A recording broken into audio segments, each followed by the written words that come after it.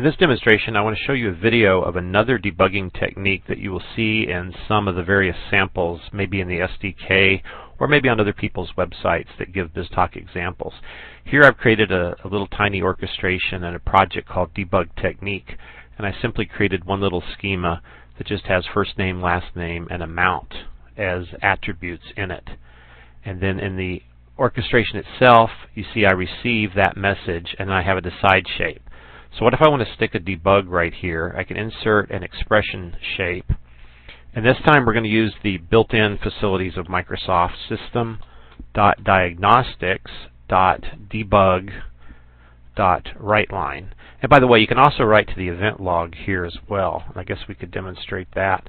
So now here you have 4 different constructors. And when you have the constructors here, of course, in BizTalk, you can see what they are. And what I want to put is my debug message here, like received initial message.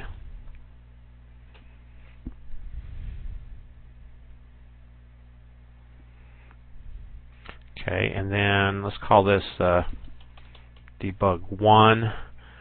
And even here I might want to put like debug 1 or something. And I'm just simply going to copy that box and put it in a couple other places here. So we'll have debug 1, 2, and 3. And I guess we could put a debug at the end to show that we're done. We'll call this 99.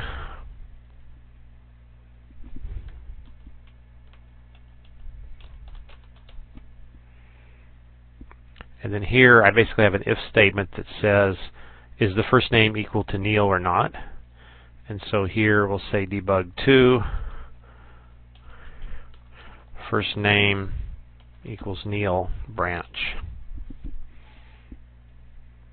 And then here we'll just say debug 3, first name is not equal to Neil.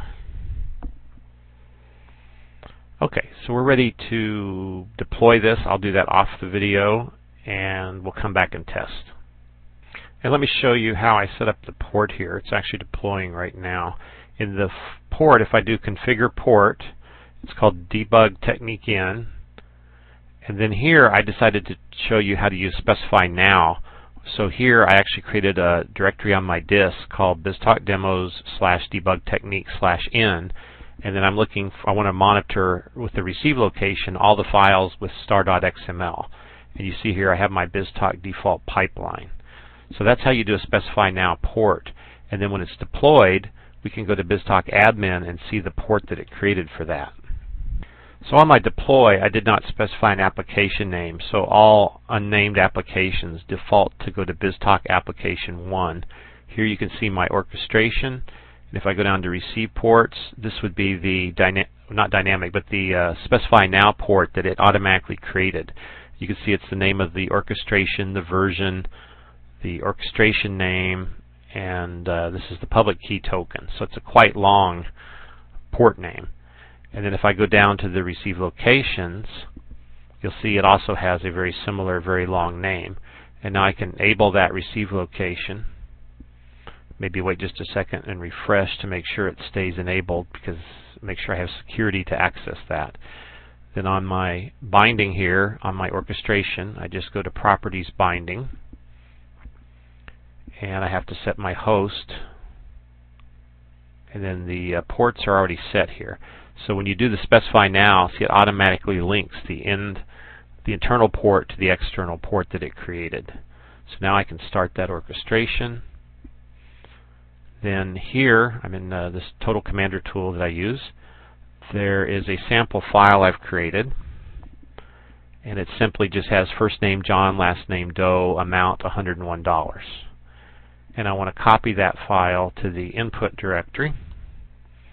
And I want to go to hat and see if that runs correctly. So here we are in hat. And there was nothing in hat because for whatever reason my BizTalk host was not actually started. So just the debug technique here is if you see your file not being read or absorbed into BizTalk, you might want to not only check your receive location, but actually make sure that BizTalk itself, the service, is running.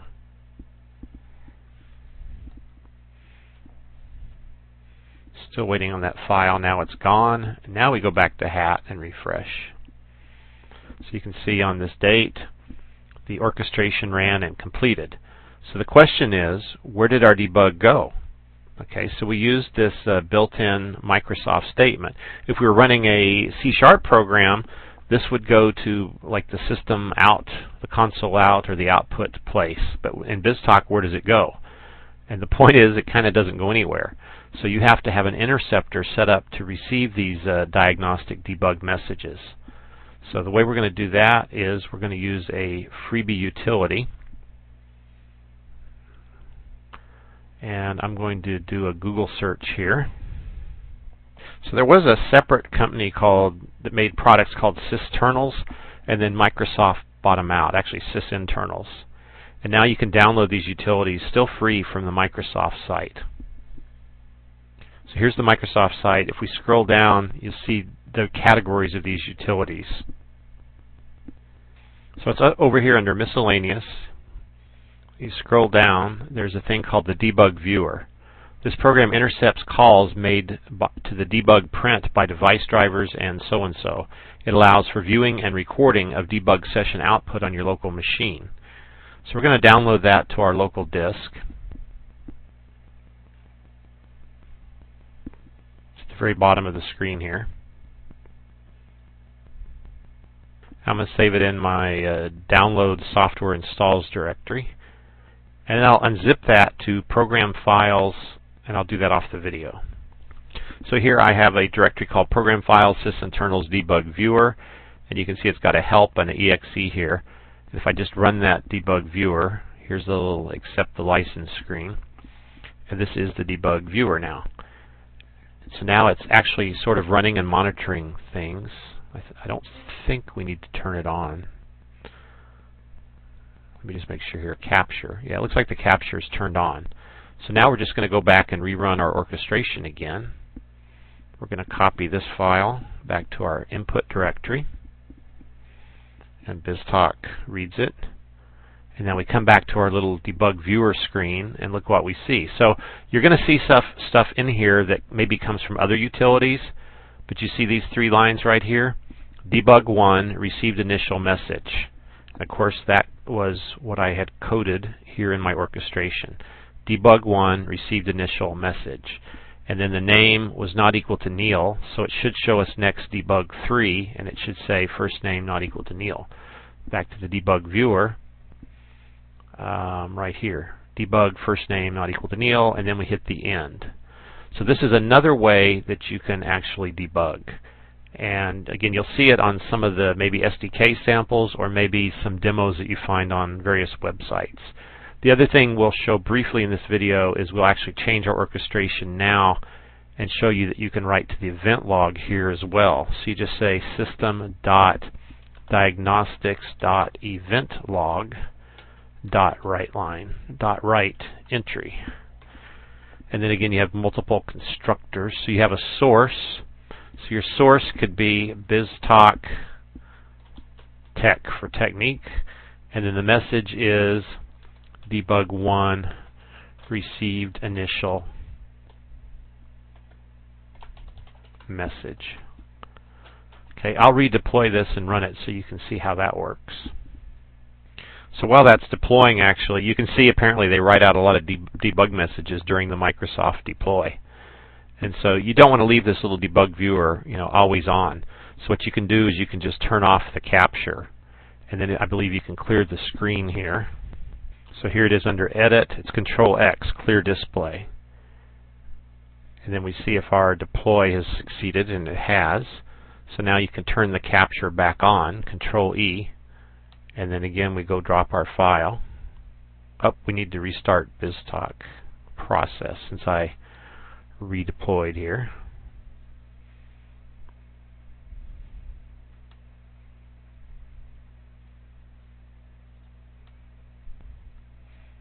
So again, we can watch the debug messages actually appear here. They don't exactly have a date timestamp, unfortunately. We could actually put that in our message. You do have a sort of an elapsed time. And then we also turned on that message to write to the event log. So we're going to go down here to Event Viewer, Application. And you see my source here was BizTalk Tech. So that source column was created here by the first parameter to the sorry, it's not really a constructor, it's just a method that requires, in this case, two different variables, two different parameters. The first parameter is the source, the second parameter is the message. So the source appears here, and then if I double click that and open it, there's your debug message. Now, of course, this is an informational message, and there are ways here on the constructor that you can specify warnings. You can say Diagnostics.Event.Write entry, and if you scroll down, this one has something called event type. So we could say BizTalk Tech my message, and then here we'll use an enumeration called System.Diagnostics.Event Type, entry type, dot, and then here you have error, failure audit, information, success, and warning. So if you want to create a warning message to the event log, that's how you would do it. And I will not actually run that right now. So that completes this video where we basically talked about two different debug techniques using the built-in namespace System.Diagnostics, and we used debug.WriteLine and we used event log.write entry.